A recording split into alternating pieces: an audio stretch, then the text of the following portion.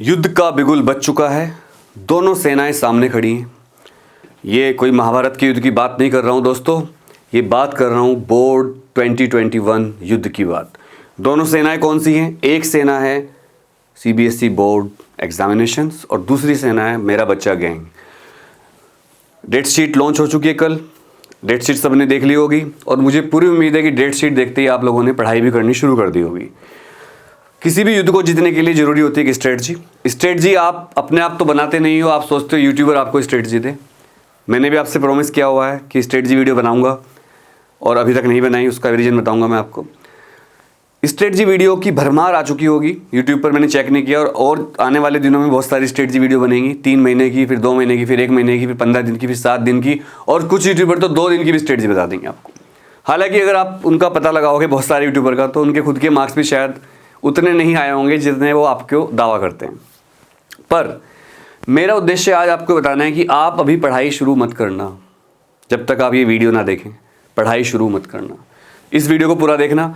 बात यह है कि आज संयम भारद्वाज जी जो सीबीएसई के कंट्रोलर हैं, वो एक प्राइवेट वेब पोर्टल के साथ इंटरव्यू में आए थे। संयम भारद्वाज जी आप देख रहे हैं ऊपर, इन्होंने कुछ बातें बताई हैं और इसलिए मैंने लिखा है इस वीडियो को देखे बिना ना शुरू करें तैयारी। किसकी? सीबीएसई बोर्ड एग्जाम 2021 की। इस वीडियो का थंबनेल भी आपको ये दिख रहा होगा। अरे पढ़ने वालों, इस वीडियो में आखिर ऐसा क्या है कि मैं आपसे कह रहा हूं कि अभी पढ़ाई मत करना, पहले इस वीडियो को देखना। चलिए बताता हूं। ये हैं संयम भारद्वाज जी और मैंने लिखा है संयम सर उवाच का मतलब होता है संस्कृत में बोलना, कुछ कहना, कुछ खास कहना। तो क्या कहा संयम भारद्वाज जी ने आज? इससे पहले मैं आपको बता दूं, संयम भारद्वाज जी ने एक बात, ये एक इधर उधर हो जाते हैं कभी कभी, इन्होंने बोल दिया था कि जनवरी में ही प्रैक्टिकल लेंगे। आपको याद होगा हमने उसके लिए वीडियो बनाई थी, बाद में अपनी बात से मुकर गए। इन्होंने कहा हमने ऐसा कोई इंटरव्यू नहीं दिया और ऐसा हो भी सकता है, कई बार न्यूज़ पोर्टल अपनी तरफ से कुछ बातें बना लेते हैं, तो भाई आदमी कई बार इधर उधर भी हो जाता है, माफ़ करिएगा। तो संयम भारद्वाज जी ने एक प्राइवेट पोर्टल को इंटरव्यू दिया, उसको हमारे इनके ऊपर नज़र रहती है, हमारी जो कंटेंट टीम है एग्ज़ाम जानकारी की, वो इस पर नज़र रखती है। और एग्जाम जानकारी चैनल को बनाने का उद्देश्य भी यही था कि छोटी छोटी खबरें आपको दी जाए। हालांकि ये वीडियो आप अनुराग के क्लासेस पे देख रहे होंगे। इन्होंने क्या कहा, इनसे क्वेश्चन पूछे गए और बहुत सारी बातें आपको मैं डिस्कस करने वाला हूं, जिससे आपकी तैयारी में आपको हेल्प मिलेगी। इस वीडियो को देखने के बाद आप तैयारी कर पाएंगे। मेरी स्ट्रेटजी वीडियो भी आएंगी, don't worry. Will exam be held across 2 shifts? मतलब इनसे पहला क्वेश्चन पूछा क्या सारे एग्जाम 2 शिफ्ट में होंगे? इन्होंने कहा कि केवल 2 शिफ्ट में उन्हीं एग्जाम को हम ले रहे हैं जो इंडिया वाले बच्चे हैं, क्योंकि आपको पता होगा सीबीएसई बोर्ड इंडिया से बाहर भी काम करता है, दुबई में, गल्फ कंट्रीज़ में और कई देशों में इसके वहाँ कौन सा है वो, सिंगापुर में स्कूल हैं इसके, नेपाल में भी स्कूल हैं, भूटान में स्कूल हैं। तो इन्होंने कहा जो इंडिया वाले बच्चे हैं केवल उन्हीं के 2 शिफ्ट में एग्जाम होंगे और ऐसा हम इसलिए कर रहे हैं जिससे सोशल डिस्टेंसिंग मेंटेन कर पाएं। Class 12th will be conducted across 2 shifts in order to reduce the number of days for which exam are being conducted. चूंकि देखो मैंने आपको कल ही बता दिया था जब मैंने डेट शीट का एनालिसिस किया था, एक तो हमने डेट शीट के लिए लाइव लिया था 2 घंटे का, उसके बाद मैंने 10th और 12th के 2 एनालिसिस किए थे, उनको आप जरूर देखना क्योंकि वो एनालिसिस आपके बहुत काम के आने वाले हैं। मैंने आपको बताया था कि सीबीएसई के पास ज़्यादा टाइम नहीं बचा। बच्चों मैं पिछले 7-8 साल से कॉपी चेकिंग में जाता हूँ सीबीएसई की, मुझे पता है कॉपी चेकिंग करने में 1.5 साल से लेकर, कम से कम बता रहा हूँ, 1.5 महीने से लेकर 2 महीने तक, मतलब इतने मंथ चाहिए कॉपी चेक करने में। चाहे आप कितनी भी फोर्स लगा दो टीचरों की, तब भी आपको 1.5 से 2 महीने लगते हैं। अब 15 जुलाई को रिजल्ट देना है सीबीएसई को, तो समझ लो अगर 4 मई को एग्जाम स्टार्ट हो रहे हैं और भाई 15 जुलाई को रिजल्ट देना है, तो सीबीएसई के पास टाइम कम बचा था, इसलिए इन्होंने सारे एग्जाम लपेट दिए 1 महीने से भी कम टाइम में। और आपको पता होगा डेट शीट आने से पहले भी मैंने बताया था कि डेट शीट बहुत छोटी आएगी, ज़्यादा गैप नहीं रहेगा। हालांकि इन्होंने गैप को मेंटेन किया ताकि बच्चे हंगामा ना करें और 2 शिफ्ट में एग्जाम कर दिए 12th के। पर ये फैसिलिटी केवल 12th के बच्चों को है, वो भी जो इंडिया में है। अब्रोड के बच्चों को 2 शिफ्ट में एग्जाम नहीं देने की फैसिलिटी मिली है, अब्रोड के बच्चों का एग्जाम 1 शिफ्ट में ही होगा। ठीक है, एक बात कभी आपके अंदर कन्फ्यूजन हो, निकाल दिया मैंने। दूसरा क्वेश्चन इनसे पूछा है, in the second shift examinations to only those subjects that are not taken by students in schools affiliated to CBSE outside India will be held. मतलब सेकेंड शिफ्ट के एग्जाम केवल उन्हीं सब्जेक्ट के होंगे जो सब्जेक्ट बाहर के, अब्रोड के बच्चों ने नहीं लिए हैं। तो वही बात है, तो आप समझ लीजिए सारे बच्चे देखिए क्वेश्चन पेपर करने के बाद देख रहे हैं कि क्या सा पेपर हुआ हमारा, और यही हाल आपका भी होगा। मैं आऊँगा आपके स्कूलों के बाहर, कमेंट करिएगा अपने स्कूल का नाम, सेंटर का नाम, जब अभी तो आपको सेंटर का नाम नहीं पता अपने, लेकिन अपने स्कूल का नाम आप कमेंट कर दीजिएगा, मुझे आपके स्कूल के नाम से आपके सेंटर का नाम पता चल जाएगा। तुम्हारा भाई एग्जाम के बाद रिव्यू लेने जाता है, पिछले साल भी गए थे तब तो हमारे चैनल की शुरुआत थी मार्च की, इस साल भी आएंगे। अगर आप कमेंट करोगे आपके स्कूल में, मैं आऊँगा, आपके स्कूल का सेंटर मुझे पता चल जाएगा ऑटोमेटिक, मुझे पता है कहाँ से पता चलना है, तो आप बता देना। Next, What are the COVID-19 guidelines that will be followed at exam center? बहुत से बच्चों ने मुझसे पूछा था भैया क्या गाइडलाइन फॉलो करी जाएंगी इस साल, तो संयम भारद्वाज जी ने इसका आंसर दिया है, only 12 students in one class. ये बहुत बड़ी बात है दोस्तों, एक कमरे में केवल 12 बच्चे बैठेंगे। ये बात बताने वाला पहला यूट्यूब चैनल है अनुराग दे क्लासेस।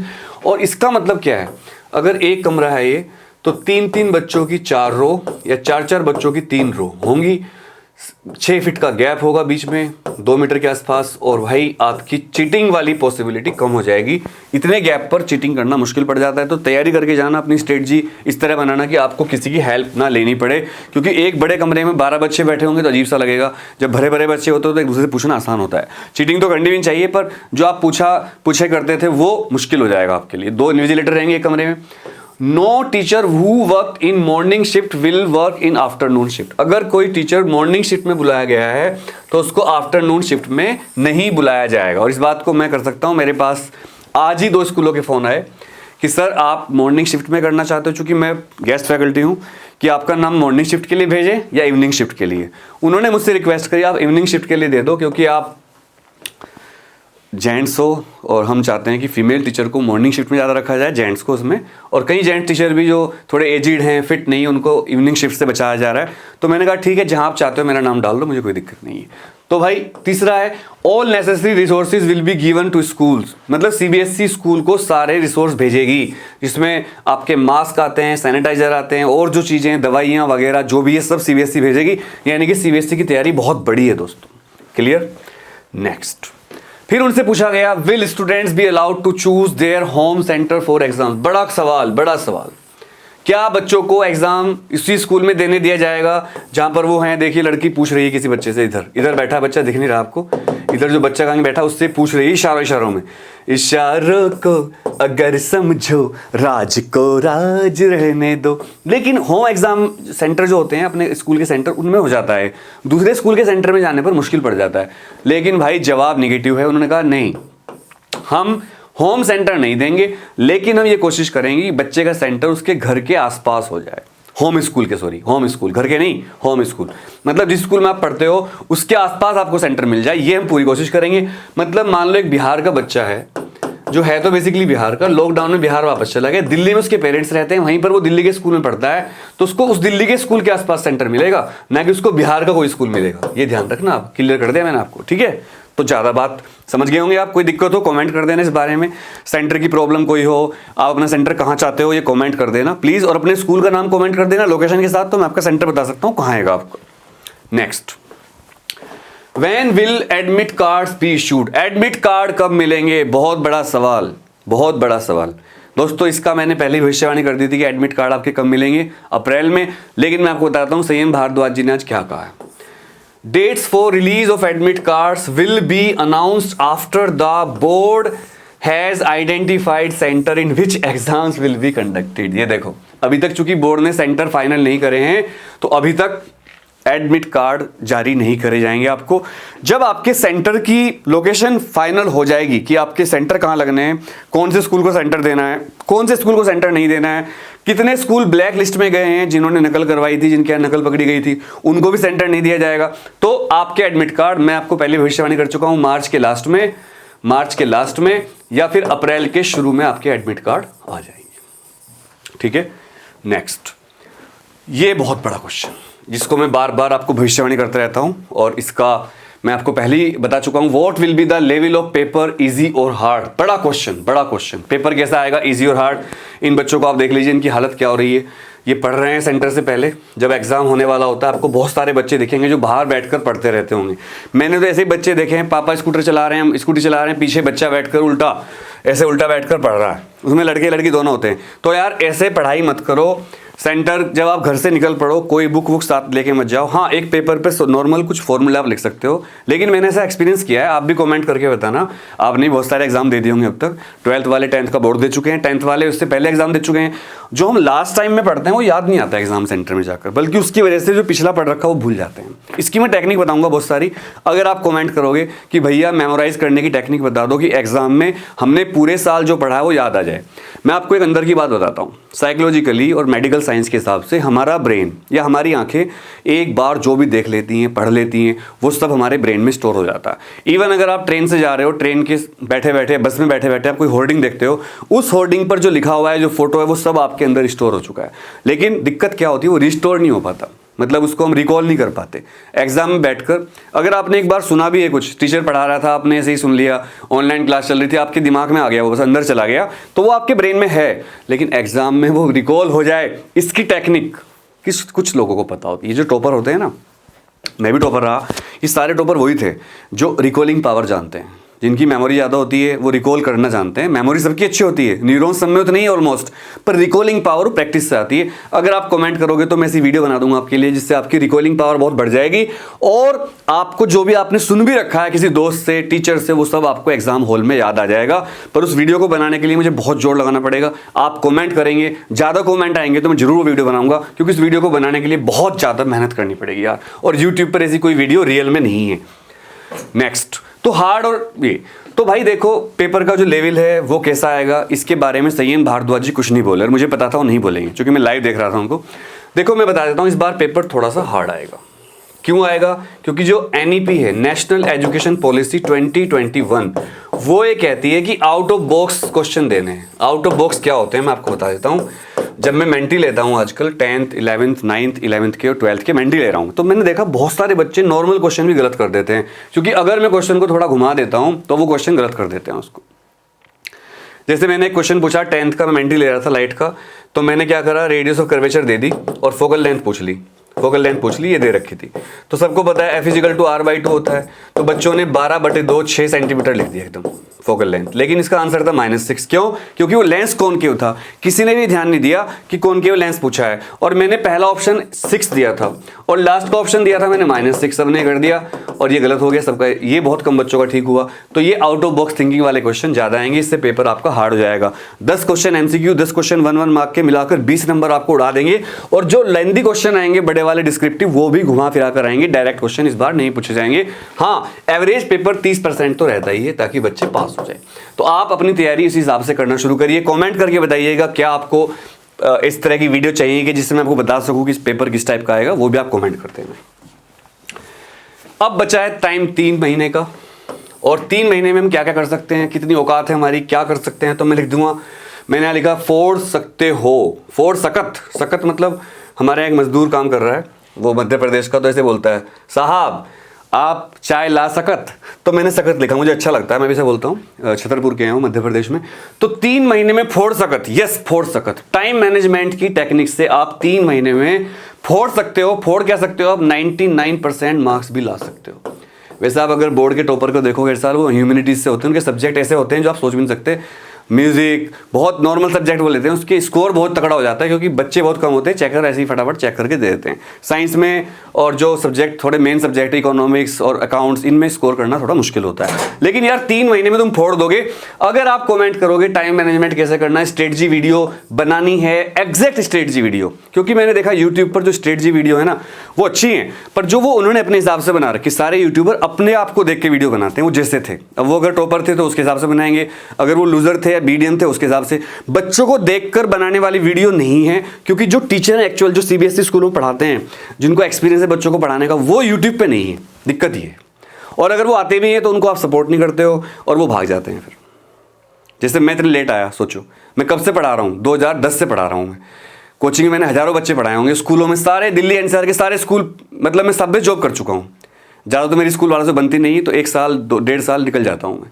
तो भाई लेकिन फिर भी देखो, सारे टीचर यूट्यूब पे नहीं आते, क्योंकि उनका बस नहीं चलता है यहाँ पर। 10-10 20-20 व्यू आते हैं उनके। मैंने मेहनत करी, आप लोगों ने सपोर्ट किया, और सपोर्ट करो। इस चैनल को बड़ा बनाना है, इस पर मेहनत करिए, इसको सब्सक्राइब करिए। सब्सक्राइब करने से आपके पैसे नहीं लगते। मैंने कोई ऐप नहीं बनाई, आपसे पैसे नहीं ले रहा हूँ। मेंटी क्विज तक फ्री कर रहा हूँ मैं, लोन लिया मैंने यार तुम्हारे लिए। सपोर्ट करिए बच्चों, मैं आपसे सिर्फ लाइक सब्सक्राइबर मांगता हूँ, इसमें कंजूसी मत करिए। नया चैनल है, 2016-17 के बने हुए चैनल ग्रो कर गए। उस टाइम जियो लॉन्च हुआ था, कंपटीशन नहीं थी। मेरा सपोर्ट करिए, बड़ा प्लेटफॉर्म बनाएंगे इसको और फ्री रखेंगे इसको। अब एक छोटी सी रिक्वेस्ट है मेरी आपसे, 9th और 11th के बच्चे बहुत बड़ी समस्या से जूझ रहे हैं। ऑनलाइन एग्ज़ाम, उनके कुछ स्कूल तो मान गए हैं, मैं स्कूल जा रहा हूँ, बात कर रहा हूँ वकीलों से, PIL बहुत कुछ कर रहा हूँ मैं, और इसमें कुछ यूट्यूबर भी साथ दे रहे हैं, पर वो वीडियो बना रहे हैं, एक्चुअल में कुछ नहीं कर रहे हैं। वो सिर्फ वीडियो बनाते हैं। एक्चुअल में क्या करना होता है, स्कूल जाना पड़ता है, बेइज्जती भी सहन करनी पड़ती है, स्कूलों की सुननी पड़ती है, वकीलों से मिलना पड़ता है, वो सब कर रहा हूँ मैं, लेकिन वकील कहते हैं कि आपकी PIL वैलिड नहीं है। तो भाई मेरी आपसे रिक्वेस्ट है, जो 10th और 12th के बच्चा गैंग देख रहे हैं इस वीडियो को, प्लीज़ भाई ट्विटर पे साथ दे दो, क्योंकि जब आपका एग्जाम पोस्टपोन करवाना था, भूल गए शायद, इन सारे बच्चों ने 9th 11th के हमारा साथ दिया था। तो प्लीज़ इनका साथ दो यार, ट्वीट करो। इसके बाद कुछ क्वेश्चन है मेरे आपसे, आपको एक कॉमेंट करने हैं, ये मैंने पहले ही लिख लिया ताकि टाइम वेस्ट ना हो। Which subject you are prepared most, किस सब्जेक्ट में सबसे अच्छी तैयारी है आपकी, वो कमेंट कर देना आप, चाहे आप कोई भी स्ट्रीम के हो, कॉमर्स, आर्ट साइड, कुछ भी। Which subject you are most prepared for, ये हो गया। Which subject you are prepared most, और which subject you are most prepared for, ये तो एक ही हो गया। नॉट प्रिपेयर्ड फॉर, ये नोट है। किस सब्जेक्ट की सबसे कम तैयारी आपकी हो गया। Are you happy with dates, क्या आप डेट शीट से खुश हो, जो डेट शीट आई है, या कोई दिक्कत है आपको उनमें, वो कमेंट करिएगा आप, क्योंकि डेट शीट बदल भी सकती है, अभी बहुत टाइम है। अभी CBSE और वो मांगेगी ऑब्जेक्शंस स्कूलों से, तो अगर आपको दिक्कत है तो आप लिखिए कमेंट में, हम उसको स्कूलों तक पहुंचाएंगे। मेरा काम यही है, मैं स्कूलों से कनेक्टेड रहता हूँ।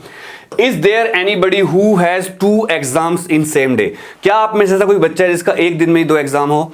और दूसरी बात, क्या किसी बच्चे को कोई दिक्कत है, किसी के पास बुक नहीं है, सैम्पल पेपर नहीं है, कोई ज़्यादा ही फाइनेंशियली दिक्कत है किसी बच्चे को, कमेंट करिएगा, मैं हेल्प करूंगा आपके घर तक सैम्पल पेपर या बुक पहुंचाने की फ्री ऑफ कॉस्ट। इसके अलावा और कोई प्रॉब्लम हो, कोई भी दिक्कत हो यार आपको, मैं यहाँ शेयर नहीं कर सकता। मेरे पास कुछ मैसेज आया था, भैया हमारे पास कपड़े भी नहीं है, हम क्या करें, तो मैंने कुछ बच्चों को कपड़े भेजे हैं। ट्रस्ट मी, नाम नहीं बता सकता। कोई भी दिक्कत हो भाई कमेंट करना।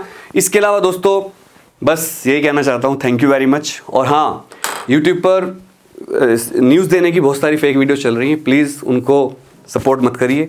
हमें यूट्यूब को साफ सुथरा रखना है। यूट्यूब एक बहुत बड़ी पावर है दोस्तों, पर इससे हमें ऐसे लोगों को हटाना है जो गलत न्यूज़ देकर बच्चों को भ्रमित कर रहे हैं, उनका टाइम वेस्ट कर रहे हैं। और 10th और 12th के बच्चों को ऑल द बेस्ट, पूरी मेहनत से पढ़ो। अभी तक कुछ भी नहीं पढ़ा, किताब भी नहीं खोली, तब भी फोड़ सकते हो, टॉप कर सकते हो, ध्यान रखना, आग लगा सकते हो।